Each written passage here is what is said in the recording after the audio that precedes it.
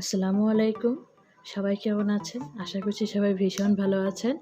আজকে আমি আপনাদের জন্য একদম ভিন্ন ধরনের ৩টি ইফতারি আইটেম নিয়ে আসলাম। আশা করছি এই লকডাউনে আপনাদের এই আইটেমগুলো খুবই উপকারে আসবে। তাহলে চলুন একে একে সবগুলো রেসিপি দেখিয়ে দিচ্ছি। প্রথমে আমি দেখাবো হচ্ছে ডিম আলুর বল। এটা একদম ভিন্ন ধরনের নতুন একটা রেসিপি। আশা করছি আপনাদের খুব ভালো লাগবে। এটা করতে কিন্তু খুব বেশি উপকরণ লাগে না। আপনার ঘরে থাকা ২-৩টা উপকরণ দিয়ে কিন্তু অল্প সময়ে এই পাকোড়াটা তৈরি করতে পারবেন। তাহলে চলুন রেসিপিটা শুরু করছি। তো এখানে প্রথমে আমি দেখতে পাচ্ছেন কিছু সিদ্ধ আলু ম্যাশ করে নিয়েছি। এরপর একে একে আমি বাকি ইনগ্রিডিয়েন্টগুলো অ্যাড করব। প্রথমে আমি এখানে দিয়ে দিলাম একটা সিদ্ধ ডিম। একটা সিদ্ধ ডিম আমি ভেঙে নিয়েছি। এরপর এই ম্যাশড পটেটোর সাথে অ্যাড করে নিলাম। এরপর আমি এখানে দিয়ে দিচ্ছি পেঁয়াজ কুচি। এরপর আমি এখানে দিয়ে দেব হচ্ছে কিছুটা ধনিয়া পাতা। এরপর দিয়ে দেব হচ্ছে শুকনো মরিচ আমি ভেজে ক্রাশ করে নিয়েছি, যেটাকে চিলি ফ্লেক্স বলে। এরপরে সামান্য লবণ দিয়ে আমি সবগুলো উপকরণ একসাথে মেখে একটা ফুচকার ভিতরে যে পুর দেওয়া হয় এরকম টাইপের একটা পুর তৈরি করে নেব। করে আমি এরপরে এই সবগুলো উপকরণ ভালোভাবে মিশিয়ে কিন্তু এগুলোকে আমি বল বানিয়ে নিব। হ্যাঁ, এগুলো বল বানিয়ে নিয়ে এরপরে হচ্ছে বাকি প্রসেসটা শুরু হবে। তো দেখতে পাচ্ছেন এখানে কিন্তু আপনি চাইলে আরও অনেক কিছু অ্যাড করতে পারেন, কিন্তু আমি একদমই ঘরোয়াভাবে সিম্পল ওয়েতে আপনাদেরকে দেখানোর চেষ্টা করছি। তো সবগুলো বল বানানো হয়ে গেছে দেখতে পাচ্ছেন। তো এখন আমি বাকি প্রসেসিংয়ে চলে যাচ্ছি। তো এখন দেখতে পাচ্ছেন এখানে আমি কয়েক পিস পাউরুটি নিয়ে নিয়েছি। এখন একটা পাউরুটি স্লাইস আমি পানিতে চুবিয়ে এক্সট্রা পানিটা ঝরিয়ে যখন পাউরুটিটা একদম সফট হয়ে যাবে তখন এর ভিতরে একটা বল, যে পুরের বলগুলো আছে ওই বলগুলো দিয়ে দিব। দিয়ে এটাকে আমি চেপে এই পাউরুটিটা দিয়ে ওই বলটা আমি সম্পূর্ণ ঢেকে দিব। ঢেকে আমি সবটা একটা বল তৈরি করে নিব। একটু সময় নিয়ে কাজটা করতে হবে। যদি আপনারা ভালোভাবে দেখেন তাহলে বুঝতে পারবেন যে আমি কীভাবে করেছি। আপনারা যখন এটা পানিতে ভিজাবেন পাউরুটির স্লাইসটা তখন কিন্তু এটা এমনিতে অনেক সফট হয়ে যাবে। তখন কয়েক সেকেন্ড একটু ধৈর্য নিয়ে এটাকে বল বানিয়ে নিলেই কিন্তু এটা সুন্দরভাবে বল হয়ে যাবে। আর আপনারা চাইলে কিন্তু এই পাউরুটির সাইডে ব্রাউন অংশগুলো কেটে ফেলে দিতে পারেন, কিন্তু আমি সবটাই নিয়েছি। আপনাদের সুবিধার স্বার্থে আমি কিন্তু এখানে কোনো অংশ স্কিপ করিনি। আমি আপনাদেরকে দেখাচ্ছি কীভাবে চেপে চেপে বলটা সম্পূর্ণটা এটাকে শেপে আনতে হবে। তো দেখতে পাচ্ছেন সবগুলো বল কিন্তু সুন্দরভাবে হয়ে গেছে। এখন আমি বাকি প্রসেসিংয়ে যাব। তো আপনাদের কাছে যদি পাউরুটি না থাকে ঘরে তাহলে কিন্তু আমি অন্য আরেকটা ওয়ে দেখাবো, ওইটা পরে। আগে এগুলো একটু ভালোভাবে শেষ করে নিচ্ছি। তো এখানে এই বলের ইয়েটা আমি একটা ডিম লবণ দিয়ে ফেটিয়ে নিয়েছি, একটা ডিমে চুবিয়ে তারপর ব্রেড ক্রাম্ব গড়িয়ে এখানে দেখতে পাচ্ছেন রেখে দিব। নর্মাল ফ্রিজে রেখে দেবো এটা 10 মিনিটের জন্য, যাতে করে যে ব্রেড ক্রাম্বগুলো এখানে লাগিয়েছে এগুলো যেন সুন্দরভাবে সেট হয়ে যায়। তো একে একে আমি সবগুলো পাউরুটির বল আগে ডিমে গড়িয়ে এরপর ব্রেড ক্রাম্ব লাগিয়ে এভাবে রেখে নর্মাল ফ্রিজে রেখে দিচ্ছি। তো যদি আপনাদের কাছে পাউরুটি না থাকে সেক্ষেত্রে কী করবেন, এই দেখতে পাচ্ছেন আমি এখানে সামান্য একটু পানিতে কিন্তু একটু ময়দা গুলিয়ে নিচ্ছি, এটা আঠালো একটা ব্যাটার টাইপের করে নিচ্ছি সামান্য একটু লবণ দিয়ে। এখানে এইভাবেই আলুর বলটা দিয়ে গড়িয়ে নেবেন।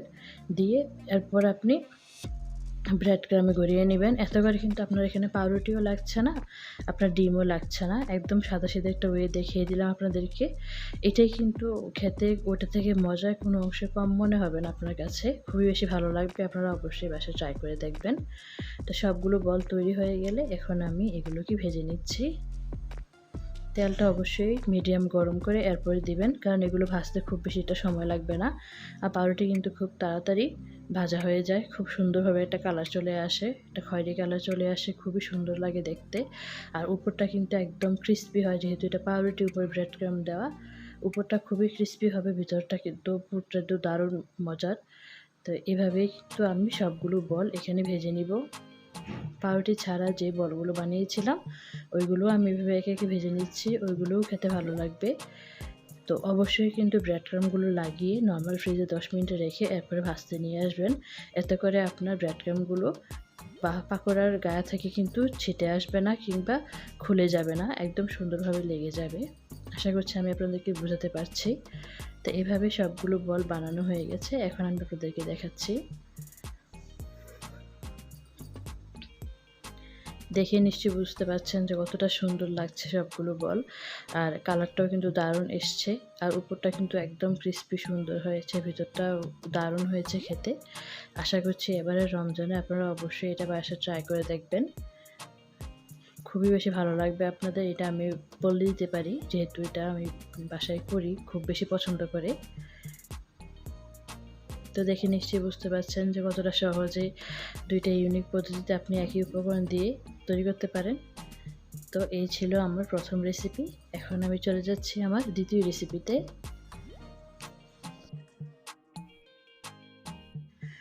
তো সেকেন্ড আমি এখানে যে রেসিপিটা আপনার সাথে শেয়ার করব সেটা হচ্ছে এগ স্যান্ডউইচ।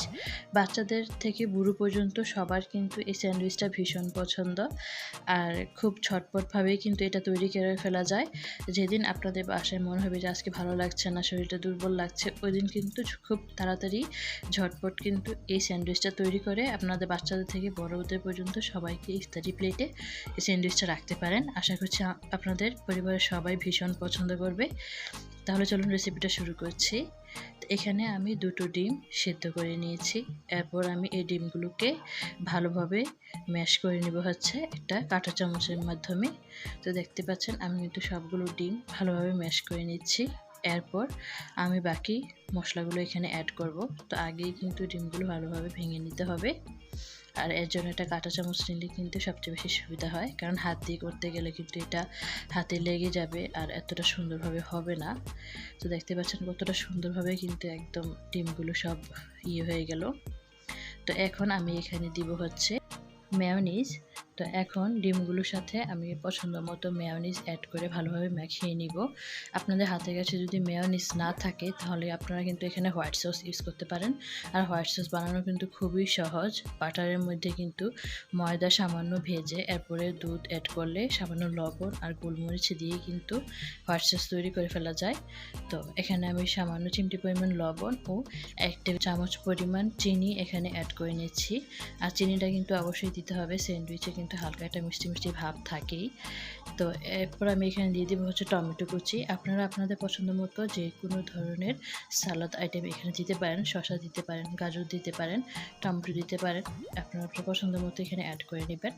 তো দেখতে পাচ্ছেন আমি এখানে পাউরুটি স্লাইস নিয়ে নিলাম, নিয়ে আমি এখানে টমেটো সস লাগিয়ে নিচ্ছি। তো টমেটো সসটা কিন্তু আমাদের একটু বেশি পছন্দের জন্য একটু বেশি করে লাগিয়ে নিচ্ছি। আগে টমেটো সস আমি 2টা পাউরুটি স্লাইসে লাগিয়ে নিলাম। এরপর আমি এখানে যে পুরটা রেখেছিলাম ডিমের, ওই পুরটা একটু একটু করে দিয়ে নিব।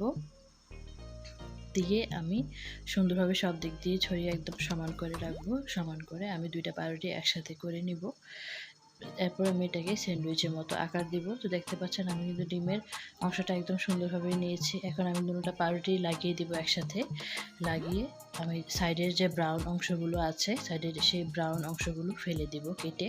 তো আপনারা চাইলে কিন্তু আগেই পাউরুটির ব্রাউন অংশগুলো কেটে দিতে পারেন, কিন্তু আমি পরে কাটছি, এত করে কিন্তু একদম এটা লেভেল হবে, ডিমের অংশটা কিন্তু বেরিয়ে থাকবে না। তো এখন আমি এগুলো ত্রিকোণ আকৃতি কেটে দেখুন স্যান্ডউইচের শেপ নিয়ে আসলাম। এই স্যান্ডউইচটা কিন্তু খেতে দারুণ হয়, আর খুব ঝটপট কিন্তু এই স্যান্ডউইচটা তৈরি করে ফেলা যায়। আশা করছি আপনাদের ভীষণ পছন্দ হবে। তো এটা ছিল আমাদের সেকেন্ড রেসিপি। তো আমার থার্ড রেসিপি হচ্ছে ব্রেড পাকোড়া। তো এটা আমি ব্রেড দিয়ে কিন্তু একদম ভিন্ন টাইপের একটা পাকোড়া তৈরি করেছি।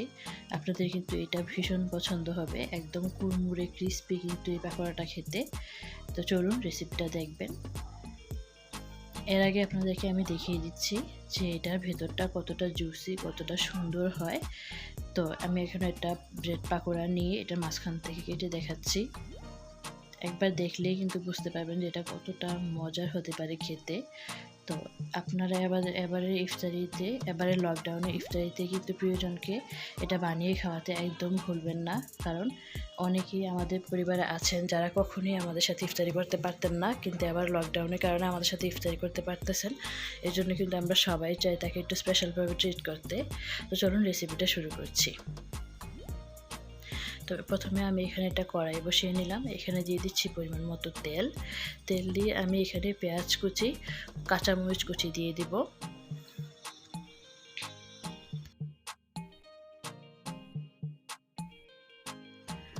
দুটোই আমি খুব ভালোভাবে ভেজে নিচ্ছি যেন এগুলোর থেকে হালকা একটা ফ্লেভার আসে। এরপর আমি এখানে দিচ্ছি একটু লবণ।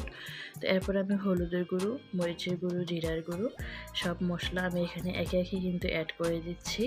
আর সামান্য আদা রসুন বাটাও দিয়েছি। দিয়ে কিন্তু আমি এগুলো ভালোভাবে মশলাগুলো লাগিয়ে নিচ্ছি। এরপর আমি এখানে দিয়ে দেবো কিছু টমেটো কুচি। আমি মশলাগুলো কষানোর জন্য এক্সট্রা কোনো পানি দিব না। আমি এখানে সামান্য টমেটো কুচি দিয়ে দিলাম। টমেটো থেকে যে পানিটা উঠে আসবে, টমেটোটা সফট হয়ে, এটা থেকেই কিন্তু মশলাগুলো কষানো হয়ে যাবে। যখন দেখবেন টমেটোটা সফট হয়ে পানি ছেড়ে দিয়েছে, তখন আমি এখানে দিয়ে দেবো 1 কাপ পরিমাণ বাঁধাকপি কুচি। আপনারা চাইলে কিন্তু এখানে অন্য যে কোনো ধরনের সবজি ইউজ করতে পারেন। গাজর দিতে পারেন, বরবটি দিতে পারেন, ক্যাপসিকাম দিতে পারেন। তো আমার হাতের কাছে বাঁধাকপি ছিল, এই জন্য আমি বাঁধাকপি দিয়ে করেছি। আপনারা আপনাদের পছন্দ মতো যে কোনো সবজি এরকম চিকন করে কেটে কিন্তু এই পুরটা তৈরি করতে পারেন। তো দেখতে পাচ্ছেন এখন টমেটো আর বাঁধাকপি থেকে যে পানিটা ছেড়েছে, ওই পানিটা থেকেই কিন্তু এটা সফট হয়ে একদম হয়ে আসবে। আর হয়ে গেলে কিন্তু আমি এখানে কিছুটা ধনিয়া পাতা কুচি দিয়ে নামিয়ে নিব। এটাতে কিন্তু এক্সট্রা কোনো পানি দিবেন না, তাহলে কিন্তু এটা টেস্টটা খেতে ভালো লাগবে না। এখন কিন্তু এটা খুব জুসি একটা ভাব আছে, তো আমি এটা একপাশ করে রাখছি যেন এটার এক্সট্রা যে তেলটা ওটা যেন সরে যায়। দেখতে পাচ্ছেন আমি এখানে একটা প্লেটে সামান্য ময়দা নিয়ে কিছুটা পানি দিয়ে একটা ব্যাটার গুলিয়ে নিচ্ছি। এরপর এখানে কিছুটা ধনিয়া পাতা দিব, জাস্ট একটু সুন্দর লাগে জন্য, এই জন্যই, আর কোনো কারণ নাই এখানে। তো দিয়ে আমি এটা একটা ব্যাটার তৈরি করে নিলাম। এরপর আমি বাকি প্রসেসিংয়ে চলে যাচ্ছি।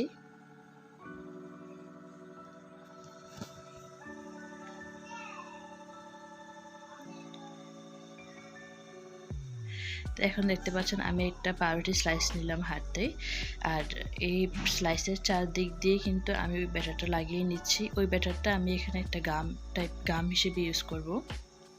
লাগিয়ে নিয়ে কিন্তু ভিতরে যে পুরটা আমি তৈরি করেছিলাম ওই পুরটা দিয়ে দিলাম একটু বেশি পরিমাণ। দেখুন পুরটা দেখতে কিন্তু কতটা জুসি আর কতটা ইয়ামি মনে হচ্ছে। এরপরে কিন্তু আমি একটা পাউরুটি স্লাইস নিয়ে ওই ময়দা থেকে একটু গাম লাগিয়ে নিয়ে এটা চেপে 4-5টা লাগিয়ে নেব। তো ওই ব্যাটারটা কিন্তু আমি এখানে গাম হিসেবে ইউজ করছি। আপনারা চাইলে কিন্তু এখানে পানি ইউজ করতে পারেন, কিন্তু ময়দা দিয়ে এভাবে করলে কিন্তু এটা একদম লেগে থাকে, এটা খোলার আর সম্ভাবনা থাকে না। পরে যখন আপনি ভাজবেন তখন এটা খুলে যাবে না। তো এখানে আমি এরপর ব্রেড ক্রামে গড়িয়ে নিচ্ছি। আমি এখানে কোনো ডিম ইউজ করছি না, আপনারা চাইলে ডিম ইউজ করতে পারেন।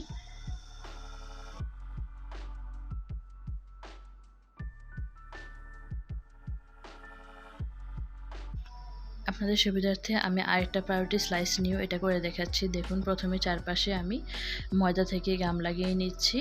এরপর আমি ভেতরে পুরটা দিয়ে আরেকটা পাউরুটি গামের মধ্যে চুবিয়ে কিন্তু এটা একদম সুন্দরভাবে লাগিয়ে দিচ্ছি। লাগিয়ে আবারও পুরোটা ওই ময়দার ব্যাটারটাতে চুবিয়ে এরপর আমি ব্রেড ক্রামে গড়িয়ে নিব।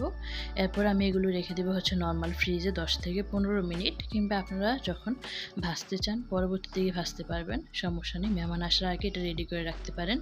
এরপর ইনস্ট্যান্ট মেহমান আসলে এটা ভেজে ওনাদের সামনে গরম গরম পরিবেশন করতে পারেন ইফতারিতে। এটা কিন্তু খুব বেশি ভালো লাগবে খেতে। তো এটা কিন্তু খুব বেশি তেলটা গরম করে ভাজতে যাবেন না, সময় নিয়ে ভাজবেন আস্তে আস্তে। মিডিয়াম হিটে তেলটা গরম হয়ে আসলে এটা দিবেন, এরপর এটা আস্তে আস্তে ভাজা হবে। তাহলে কিন্তু এটা কালারটা খুব বেশি সুন্দর আসবে। আর যদি খুব বেশি গরম করে এই পাকোড়াটা ভাজতে যান তাহলে কিন্তু উপর থেকে হয়ে কালারটা বেশি হয়ে যাবে, কিন্তু অতটা খেতে হয়তো ভালো লাগবে না। তো আমি অবশ্যই রিকমেন্ড করবো যেন আপনারা এটা আস্তে আস্তে সময় নিয়ে ভাজবেন অবশ্যই। তো এইভাবেই কিন্তু আমি অনেকটা সময় নিয়ে আমি প্রতিটা পাকোড়া খুবই সুন্দরভাবে ভেজে নিয়েছি, যাতে করে আমার পাকোড়াগুলোর কালারটা একদম সুন্দর আসে কিন্তু পুড়ে না যায়। খুব বেশি গরম হলে কিন্তু পুড়ে যাওয়ার সম্ভাবনা থাকে, এই জন্যই।